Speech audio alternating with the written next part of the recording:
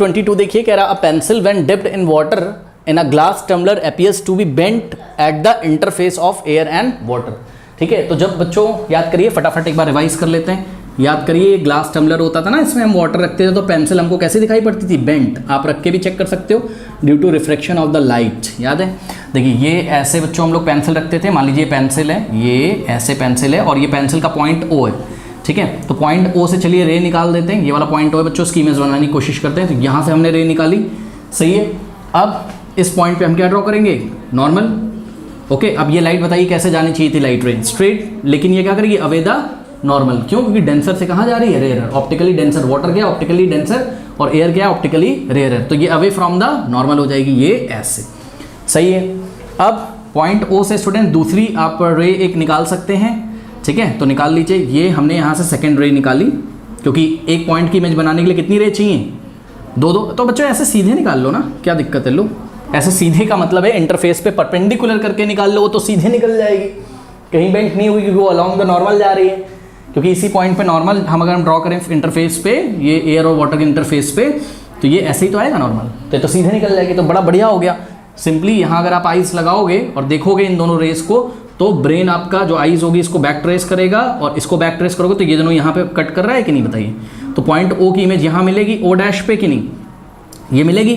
ठीक है, तो बच्चों ओ के जस्ट ऊपर वाला जो पॉइंट होगा पेंसिल का, ये वाला, उसकी इमेज यहाँ मिलेगी और इसकी इमेज यहाँ मिलेगी। इस तरीके से ये पूरी पेंसिल की इमेज ऐसी कुछ आपको मिल जाएगी। तो ये पेंसिल बच्चों देखिए, ये आपको ये ऐसी दिखाई पड़ेगी, बेंट।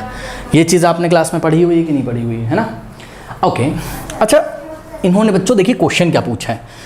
यहाँ तक जो बात करी थी, हाँ भाई ये तो हमें समझ में आती है कि पेंसिल बेंट दिखाई पड़ेगी अगर हम टम्बलर में वाटर रख के उसमें पेंसिल डाल दें। कह रहा है कि will the pencil appear to be bent to the same extent if instead of water we use liquids like kerosene or turpentine, support your answer with reason। okay, बहुत बढ़िया।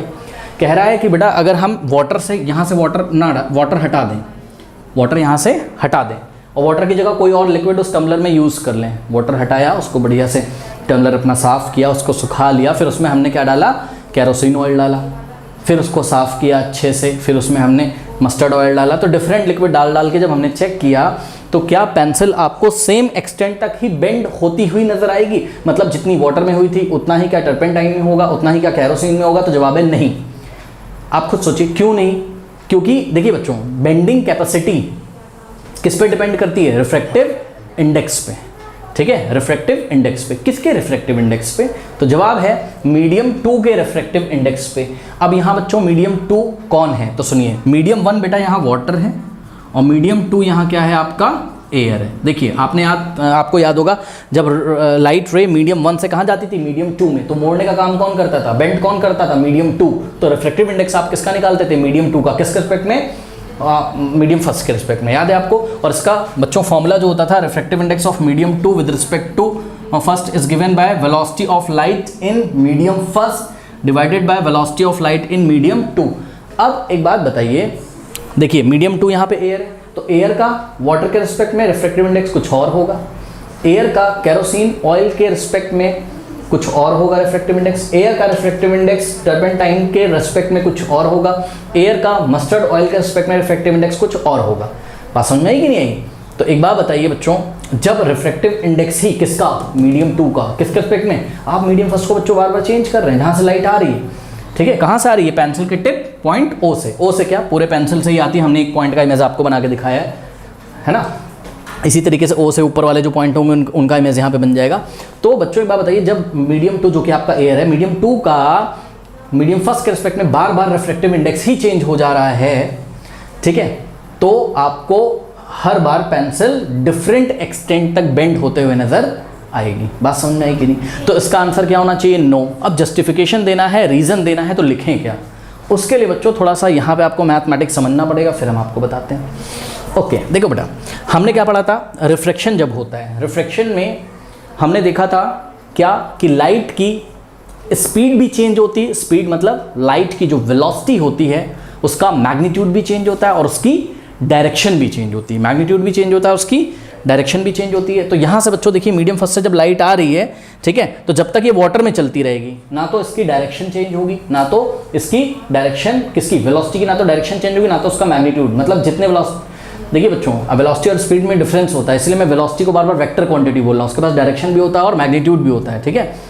तो समझिए जरा, जैसे कि बात समझिए, हमने बोला कि वेलोसिटी है 5 मीटर पर सेकेंड साउथ डायरेक्शन में, तो ये वेलोसिटी की हम बात कर रहे हैं, 5 मीटर पर सेकेंड तो इसका मैग्नीट्यूड है और डायरेक्शन क्या है, साउथ। तो वही मैं आपको बता रहा हूँ कि जितनी भी स्पीड का मतलब वेलोसिटी का मैग्नीट्यूड, जितनी भी स्पीड से लाइट चल रही वाटर में चलती रहेगी और अभी तक इसकी डायरेक्शन भी नहीं चेंज हुई, जैसे इंटरफेस पे पहुंचती है इसकी डायरेक्शन भी चेंज हो जाती है और मैग्नीट्यूड भी चेंज हो जाता है, मतलब स्पीड भी चेंज हो जाती होगी, है ना, हो जाती होगी, क्या हो जाती है। तो डिफरेंट मीडियम में, याद करिए स्टूडेंट, डिफरेंट मीडियम में लाइट की स्पीड डिफरेंट होती थी। यही रीजन है कि इंटरफेस पे रिफ्रैक्शन का फिनोमेना होता है, लाइट क्या होती है, बेंट। ये हमने क्लास में बहुत बढ़िया आपको वो गाड़ी वाले एग्जांपल से समझाया हुआ है, जिन बच्चों ने क्लास करी होगी वो फील कर पाएंगे। मैं बहुत बार बोलता हूँ कि प्लीज़ क्लास करिए। ओके बच्चों, लिंक नीचे दिया हुआ है जो ऑनलाइन है, ऐसा नहीं मैं ऑफलाइन वाले बच्चों को बोल रहा हूँ कि भाई क्लास कर लो, नीचे लिंक दिया है, पूरी क्लास करिए बच्चों अच्छी तरीके से पहले, ठीक है।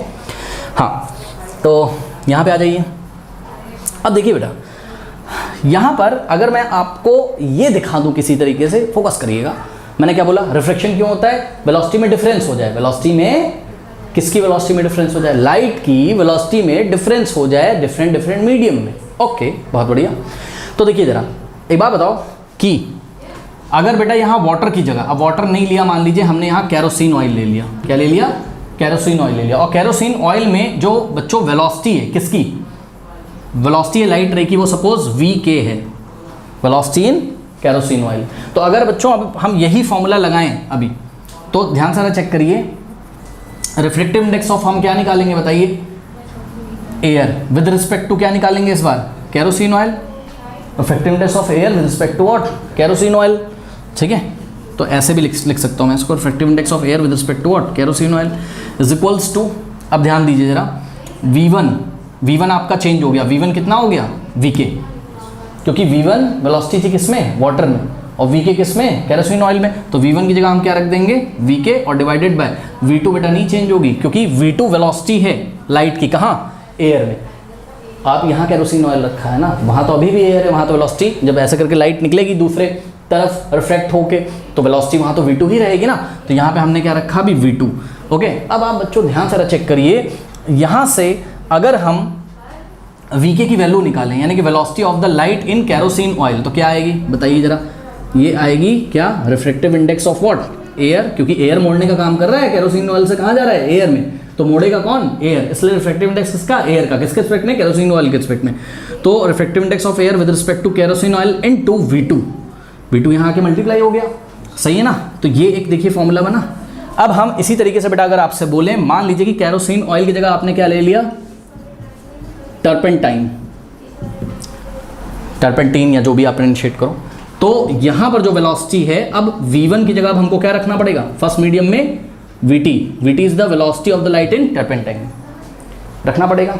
लगाइए इसी फॉर्मूले में, अब बताइए क्या हो जाएगा, रिफ्रैक्टिव इंडेक्स ऑफ व्हाट, जहाँ अभी भी एयर में रही, तो एयर का किसके रिस्पेक्ट में, टर्पेंटाइन के रिस्पेक्ट में, is equals to what, V1 की जगह क्या आ जाएगा बताइए, VT, V1 की जगह क्या आ जाएगा, VT, क्योंकि फर्स्ट मीडियम में अब आपने कैरोसिन हटा के क्या रख दिया, टर्पेंटाइन, अपॉन में क्या हो जाएगा, V2 बच्चों उतना ही रहेगा, क्योंकि एयर में जब लाइट निकलेगी कैरोसिन ऑयल से या जो भी है टर्पेंटाइन ऑयल से, इस इंटरफेस से रिफ्लेक्ट होकर जब एयर में वापस जाएगी, तो वहाँ वेलोसिटी भी कितनी होगी, एयर थोड़ी ना चेंज हो गया है वहाँ, तो हर बार वेलोसिटी अगर V2 माना है तो वही रहेगी, ठीक है।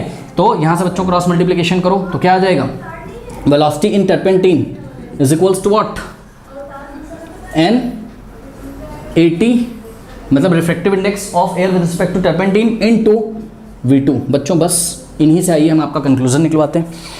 एक बात बताओ बेटा जरा ध्यान से चेक करो, क्या ये वाले केस में, फर्स्ट केस में अगर हम आपसे बोलें कि बेटा इंटरफेस पे वेलोसिटी में जरा डिफरेंस बता दीजिए, क्या हमने बोला, इंटरफेस पे वेलोसिटी में डिफरेंस बता दीजिए, तो आप बोलोगे सर कैसे बताएं, तो हम बोलेंगे बेटा ये वाली वेलोसिटी में से इसको माइनस कर दो, चाहे इसमें से इसको माइनस कर दो, चेक करो क्या वेलोसिटी में डिफरेंस आ रहा है कि नहीं आ रहा है, ठीक है। ध्यान से जरा चेक करो, तो यहाँ पे वेलोसिटी कितनी है बताइए, यहाँ पर वेलोसिटी कितनी है आपकी, VK, ठीक, वेलोसिटी कितनी है यहाँ पर, VK, तो VK माइनस, और यहाँ पे वेलोसिटी कितनी, V2 है, ये डिफरेंस है। अब केस नंबर 2, जब आपने क्या डाल दिया बताइए, टर्पेंटाइन, तब वेलोसिटी में डिफरेंस निकालो, मतलब ये फर्स्ट मीडियम की वेलोसिटी माइनस सेकेंड मीडियम की वेलोसिटी, तो ये अभी आपने डिफरेंस निकाल के रखा था। अब आप यहाँ पे जब डिफरेंस निकालोगे तो क्या आएगा बताइए, VT माइनस V2। बात समझ में आई कि नहीं? अब एक बात बताइए, ये वाला डिफरेंस और ये वाला डिफरेंस क्या सेम है? नहीं, डिफरेंस है इसमें। ये जो डिफरेंस हैं ये खुद ही डिफरेंट हैं। ये जो डिफरेंस हैं वेलोसिटीज के मीडियम 1 और मीडियम 2 में, दोनों केसेस में ये खुद ही डिफरेंट है बच्चों। This is not equals to this. तो ध्यान से चेक करें सभी बच्चे, Vk minus V2 is not equals to what? Vt minus V2। ये इसके इक्वल न्यूमेरिकली नहीं आएगा। क्यों नहीं आएगा सर? इसलिए नहीं आएगा क्योंकि ध्यान से चेक करो, Vk में से V2 माइनस किया गया और Vt में से V2 माइनस किया गया। V2 तो दोनों में सेम है, लेकिन Vk को आगे देखो और Vt को, Vk भी अलग है और Vt भी अलग है। क्या सबूत है? तो ये रहा सबूत आपका। Vk बच्चों कैसे मिलेगा? जब हम V2 में मल्टीप्लाई लगाएंगे किसका? Refractive index of air with respect to what? Kerosene oil. और Vt हमको तब मिलेगा जब हम V2 में मल्टीप्लाई, देखो V2 यहाँ भी, लेकिन यहाँ पर V2 में मल्टीप्लाई लग रहा है किसका? Refractive index of air with respect to turpentine का। ये अलग रिफ्रैक्टिव इंडेक्स है एयर का, टर्पेंटाइन के रिस्पेक्ट में अलग आएगा। और refractive index of air kerosene oil के रिस्पेक्ट में अलग आएगा। इसलिए बच्चों Vk और Vt ही अलग हैं। तो जब Vk और Vt ही अलग हैं तो Vk माइनस V2 और Vt माइनस V2 क्या होंगे? अलग होंगे। अब एक बात बताओ, जब ये डिफरेंस ही बच्चों अलग हैं तो लाइट की बेंडिंग दोनों केस में अलग अलग नहीं होगी, क्योंकि लाइट की बेंडिंग ही क्यों होती थी? जब इंटरफेस पे वेलोसिटी में क्या होता था? डिफरेंस। किसकी वेलोसिटी में डिफरेंस होता था? लाइट की वेलोसिटी में डिफरेंस होता था डिफरेंट मीडियम्स में। ठीक है, तो बच्चों अगर हम यहाँ केरोसिन ऑयल डालें और यहाँ एयर रहने दें तो डिफरेंस कितना आ रहा है? Vk माइनस V2 आ रहा है। ठीक, और दूसरे केस में जब हम यहाँ क्या रखते हैं बताइए? टर्पेंटाइन या कुछ और आप रख दीजिए, तो दोनों मीडियम्स में वेलोसिटी में डिफरेंस कितना आता है बताइए? Vt minus V2। और ये जो डिफरेंस हैं ये डिफरेंस ही डिफरेंट हैं। तो इसका मतलब क्या हो जाएगा बताओ? इसका मतलब कि बेंडिंग भी क्या होगी? डिफरेंट होगी। क्योंकि बेंडिंग होती ही क्यों थी? जब लाइट की वेलोसिटीज में डिफरेंट मीडियम में डिफरेंस होता था। ये हमने क्लास में आपको पढ़ाया हुआ, तो अगर क्लास करी होगी तो अच्छा फील करे होगे ये बात। अब ये बात इतनी हमने इसलिए बताई बच्चों ताकि आपको फील हो जाए कि एग्जाम में लिखना क्या है। तो क्या ये मैथमेटिकली प्रूफ करना है आपको? नहीं। लेकिन जो एग्जाम्पलर एनसीईआरटी जो आंसर देना चाहता है, आप मार्केट में बुक खरीदोगे उसमें उल्टे सीधे आंसर लिखे हुए, वो सेटिस्फाइड नहीं करेगा आपको। ठीक है, और कोई ढंग का टीचर होगा तो वो चेक भी नहीं करेगा उस आंसर को।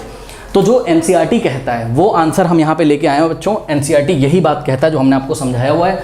आइए यहाँ पे हमने आंसर किया हुआ है। हमने सबसे पहले बोला no, pencil will not appear to be bend to the same extent. और ये देखिए हमने इसका बच्चों रीजन लिखा हुआ है। रीजन क्या है? ध्यान से, बहुत ध्यान से सुनिए, इतनी ही बात आपको एग्जाम में लिखनी है बस। वो सब तो हमने समझाया कि हमने ये लिखा क्यों है। हमने लिखा है रीजन, रीजन जरूर लिखना है बच्चों एग्जाम में। ठीक है, bending will be different in different liquids since, यहाँ तक तो बात ठीक है। अब कारण सुनिए, since velocity of the light at the interface, velocity of the light at the interface, interface is what? Separating the media ना, मीडियम फर्स्ट और मीडियम 2 को सेपरेट करने वाले इंटरफेस पे वेलोसिटी डिफरेंट होगी। वेलोसिटी डिफरेंट होगी, पढ़ लीजिए। Since the velocity of the light at the interface separating the 2 media depends on, मतलब ये जो वेलोसिटी होती है किस पे डिपेंड करती है? रिफ्रैक्टिव इंडेक्स पे डिपेंड करती है। ये देखिए वेलोसिटी इन टर्पेंटाइन डिपेंड करती है किस पे? Refractive index of air with respect to turpentine. और वेलोसिटी ऑफ केरोसिन डिपेंड करती है किस पे? Velocity of refractive index of air with respect to kerosene. V2 तो कॉमन है दोनों में। तो वेलोसिटी इंटरफेस पे, एक्चुअल में यहाँ वेलोसिटी का डिफरेंस लिखना चाहिए था, बट कोई बात नहीं, उन्होंने जानबूझ के नहीं लिखा। पता क्यों नहीं लिखा? उन्होंने इस वेलोसिटी की बात करी है। किस वेलोसिटी की? वेलोसिटी इन मीडियम फर्स्ट। ये डिपेंड करती है न्यूमेरिकली किसके ऊपर? रिफ्रैक्टिव इंडेक्स पे।